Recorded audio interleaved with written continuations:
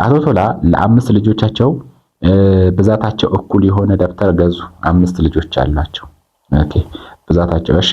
ለደብተር መግዣ 92 ብር ወጪ ቢያደርጉ ለእያንዳንዱ ልጅ ስንት ምን ያህል ብር ወጪ ያደረጉ ነው። ስለዚህ ይሄን የምናደርገው ምንድነው 5 ልጆች አሏቸው። ከዛ ለእያንዳንዱ አሁን እኩል ይሆናል ወጪ ነው ያወጡት። 5 ልጅ ሲባዛ በእያንዳንዱ ወጪ እኩል ይሆናል አጠቃላይ 92 ብር ማለት ነው። ስለዚህ ይሄ ምን ይሆናል ማለት ነው? አሁን ይሄን ወጪ ነው ማለት ነው ለእያንዳንዱ ልጅ ማለት አይደል? ይሄ ለእያንዳንዱ ልጅ ይሄ ወጪ ነው። ወጪ በልጅ ማለት ነው።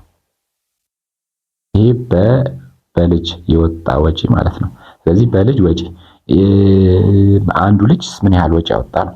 ስለዚህ ይሄንን 5 እኩል ይሆናል ምን እናደርጋለን 92 ይሄንንም ይሄንንም ለ5 እናካፍልና ስንት ይሆናል 92 አምስተኛ።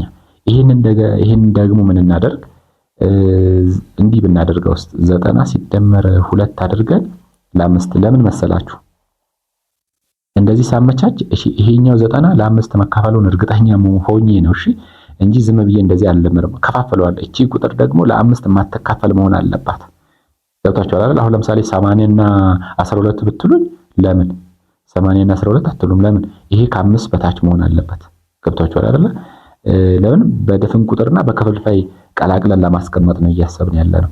ስለዚህ 90 ነው ማክሲመም። ከ92 አካባቢ ያለ ማክሲመም ለ5 የሚካፈለው 90 ነው። ስለዚህ ምን እናደርጋለን ማለት ነው?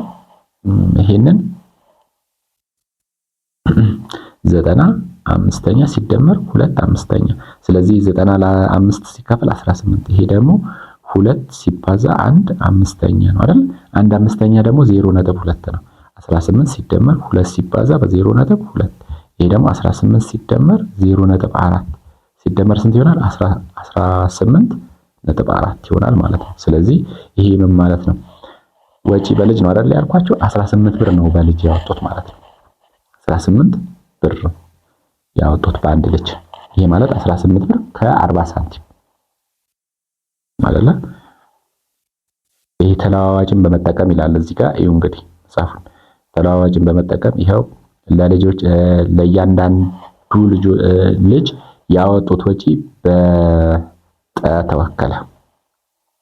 ጥያቄውን ለመስራት ይሄውና እንደዚህ ምክንያቱም 5 ልጅ አለው ይሄ ደግሞ ለአንዱ ልጅ የሚወጣ ወጪ ነው።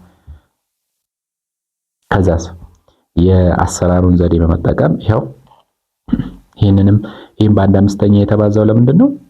እቺን 5 ለማጥፋት ከዛ ወደዚህ ለመውሰድ ከዛ ይሄ ሲሰራ እንደዚህ ሆነ ማለት ነው።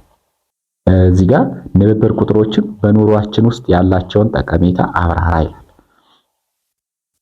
አሁን ንብብር ቁጥር ማለት በጣም ብዙ ጥቅም ነው አይደል ያለው።